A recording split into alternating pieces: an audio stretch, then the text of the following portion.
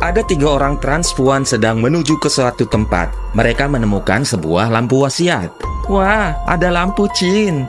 Jangan-jangan isinya jin. Wah iya, coba gosok-gosok aja. Sok, gosok, gosok, gosok. Boom, keluarlah sosok jin. Hahaha. Siapa yang gosok lampu saya? Kami, Om Jin. Kalian kuberi hadiah, masing-masing 1 permintaan. Yang pertama, Eke mau cantik kayak Raisa. Ting, jadi Raisa. Yang kedua, saya mau jadi Luna Maya. Ting, jadi deh Luna Maya. Yang ketiga, karena grogi dan tegang, mikir sambil mondar-mandir. Nggak taunya kesandung batu, latah, keceplosan. Kunci. Akhirnya dia menjadi kunci yang berbahagia. Halo Sobat BM Bercerita. Assalamualaikum warahmatullahi wabarakatuh. Kisah menyedihkan ini terjadi di Sumatera Barat, menyebabkan luka-luka fisik dan luka batin korban yang memerlukan penanganan lebih lanjut. Dan sepertinya mimpi buruk ini nggak bakal hilang seumur hidup korban. Kejadian apes ini dialami oleh seorang driver ojek online yang berinisial R. Kita sebut saja namanya demikian karena untuk menjaga privasi korban. Seorang mamang ojol yang niatnya mau menjual HP malah jadi korban tidak senonoh yang dilakukan oleh waria. Tidak tanggung-tanggung, yang melakukannya bukan 1, tapi 3 orang waria sekaligus. Mamang ojek berinisial R ini berumur 26 tahun. Dia tidak menyangka bahwa keputusannya untuk menjual HP miliknya secara cash on delivery atau COD menjadi pengalaman yang tidak bakal terlupakan seumur hidupnya. Kejadiannya terjadi pada tanggal 6 Oktober 2023. Di pagi hari, R bangun dengan semangat agar bisa mendapatkan tambahan penghasilan dari menjual HP. Dengan penuh harap, dia telah mengunggah foto HP-nya ke sebuah marketplace populer kala itu. Tidak lama, sebuah akun Dar Bintang 38 menghubungi R dan ia tertarik untuk membeli HP. Singkatnya, R dan calon pembeli sudah sepakat mau ketemu jam 10 pagi.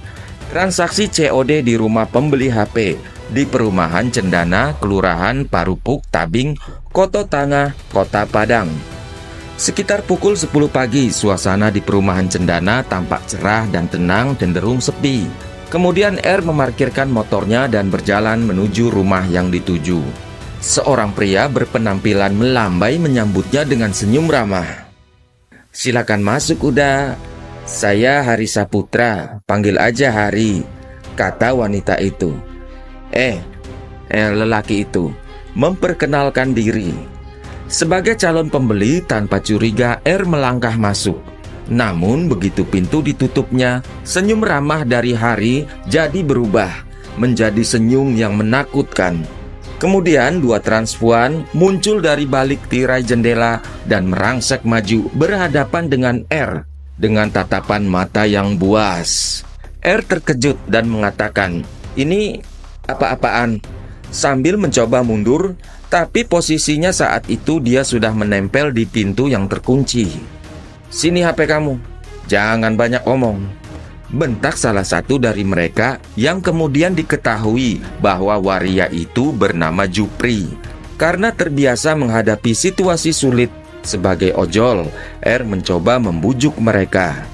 Kakak-kakak, kita bisa bicara baik-baik. Saya kesini mau jual HP, bukan..." Belum selesai R bicara, tiba-tiba perutnya dipukul dengan keras oleh seorang waria yang bernama Aldo Putra. Setelah melayangkan pukulan, Aldo tertawa terbahak-bahak melihat R kesakitan. "Kok ngomong lagi, kok akan nyesel," ancam si Aldo. Dalam sekejap, situasi berubah menjadi kejadian yang tidak mengenakan. Ketika ketiga waria itu, Hari, Aldo, dan Jupri mulai menganiaya R dengan brutal. Mereka menggunakan berbagai benda sebagai senjata, seperti batu, gunting, balok kayu, bahkan obeng. R mencoba melawan, tetapi karena dia kalah jumlah, sehingga pukulan demi pukulan menghujani tubuhnya. Salah seorang waria kemudian memukul kepala R, dan ini membuat kepala R mengeluarkan cairan merah. sehingga pandangan R mulai kabur. Dia berteriak-teriak minta tolong. Dengan sekuat tenaga berharap ada seseorang atau tetangga yang mendengar. Namun teriakan minta tolong R makin membuat ketiga waria itu semakin beringas. Hingga waria Jupri meraih sebuah balok kayu dan memukulnya ke kepala R hingga pingsan. Sekitar pukul 3 sore R tersadar. Dia mendapati dirinya dalam keadaan bugil, tanpa sehelai benang pun, dan terbaring di lantai yang dingin. R merasakan tubuhnya sakit yang luar biasa karena luka-luka di sekujur tubuhnya. Rupanya selama beberapa jam dia pingsan, dan dia juga merasakan bahwa dia telah mengalami tindakan yang tidak senonoh yang dilakukan oleh ketiga waria-waria bengis itu. Dengan sisa kekuatan yang ia miliki, R berhasil meloloskan diri dari rumah itu dalam kondisi lemas. Dia berjalan ke jalan raya. Untungnya ada seorang pejalan kaki yang baik hati membantunya dan melaporkan ke polisi. Berita tentang kejadian ini menyebar dengan cepat di kalangan komunitas ojek online di Padang. Emosi, rasa marah, geram, serta rasa khawatir memenuhi grup-grup chat mereka. Mereka menuntut keadilan, bahkan ada yang mengusulkan untuk menyelesaikan dengan cara mereka sendiri. Namun polisi sektor Kota Tangah Padang bergerak cepat. Tim investigasi segera dibentuk. Mereka mengumpulkan bukti dari TKP, termasuk benda-benda yang digunakan sebagai senjata, dan mulai melacak keberadaan para pelaku. Investigasi intensif dilakukan selama 24 jam penuh. Tim forensik menganalisis sidik jari dan DNA yang ditemukan di lokasi kejadian. Sementara itu tim intel menyusuri sosial media dan jaringan informan mereka untuk menemukan petunjuk tentang keberadaan pelaku. Kerja keras tim kepolisian membuahkan hasil. Pada Sabtu 7 Oktober 2023, polisi mendapatkan informasi bahwa salah satu tersangka, Haris Saputra, sedang menjadi Master of Ceremony atau MC di sebuah acara kondangan di daerah Tabing, Kota Padang. Tanpa membuang waktu, tim penangkapan dikerahkan. Haris Saputra, 38 tahun, ditangkap di tengah-tengah acara dan membuat para tamu hajatan yang hadir melongo keheranan. Dia tidak melawan saat diborgol dan dibawa ke mobil polisi. Dari interogasi terhadap Hari, polisi mendapatkan informasi tentang keberadaan dua rekannya. Dalam operasi lanjutan, Aldo Putra 25 tahun dan Jupri 30 tahun berhasil ditangkap di kos-kosan mereka di daerah Padang Sarai, Kota Padang. Pada saat penangkapan, keduanya mencoba melarikan diri dengan cara menjebol langit-langit, kemudian memanjat atap rumah.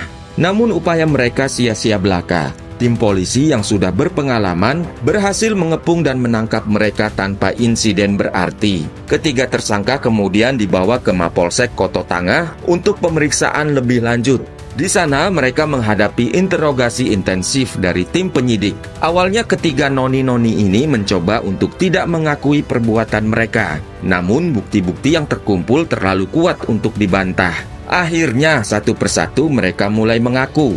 Haris Saputra ternyata adalah otak di balik kejahatan ini. Mereka mengaku bahwa mereka telah merencanakan aksi ini sejak lama. Mereka sengaja memilih target dari kalangan driver ojek online karena menganggap mereka sebagai sasaran empuk yang sering membawa uang tunai. Kami nggak bermaksud menyakiti siapapun, kata mereka. Dan seketika Hari mengeluarkan air mata buaya. Bukan air mata buaya sih, karena dia juga bukan ibu-ibu. Kalau transpuan air matanya apa ya? Intinya dalam sanggahan itu dia bilang, katanya mereka hanya butuh uang untuk bertahan hidup. Namun pengakuan ini nggak melunakkan hati tim penyidik polisi dan dengan tegas menyatakan bahwa tidak ada pembenaran untuk tindakan mengerikan yang telah mereka lakukan, apalagi sampai melakukan perbuatan tak senonoh kepada korban R. Pokoknya hukum akan berbicara dan kalian harus mempertanggungjawabkan perbuatan kalian. Setelah peristiwa perampokan dan perbuatan tak senonoh itu, korban R berjuang untuk pulih dari trauma fisik dan mental yang dialaminya. Dia dirawat di rumah sakit selama beberapa hari untuk mengobati luka-lukanya, termasuk luka batin yang dia derita, yang jauh lebih dalam dan membutuhkan waktu lebih lama untuk pulih. Komunitas ojek online di Padang menunjukkan solidaritas mereka. Mereka mengorganisir penggalangan dana untuk membantu biaya pengobatan R dan memberikan dukungan moral. Banyak di antara mereka yang bergantian menjaga R di rumah sakit, memastikan agar dia nggak sendirian dalam menghadapi masa-masa sulit itu. Kasus ini menjadi perbincangan hangat di media sosial masyarakat Padang. Banyak yang mengecam tindakan mereka dan menuntut hukuman maksimal. Ada juga yang menyoroti isu-isu lebih luas seperti keamanan dalam bertransaksi online dan perlunya edukasi tentang bahaya bertemu orang asing tanpa pengamanan yang memadai. Setelah proses penyidikan yang intensif, kasus ini akhirnya dilimpahkan ke kejaksaan. Tersangka Hari Saputra, Aldo Putra, dan Jufri didakwa dengan pasal berlapis 170 Jungto 351 KUHP tentang perbuatan pelecehan. Mereka juga diancam hukuman penjara maksimal 9 tahun. Hati-hatilah yang mau COD-an. Jangan sampai ketemu Laura yang jahat. Laura, lanang ora, wedok ora. Tapi Laura yang baik juga banyak. Paling aman bawa teman. Terima kasih sudah menyimak video ini. Wassalamualaikum warahmatullahi wabarakatuh. Have a nice day and bye-bye.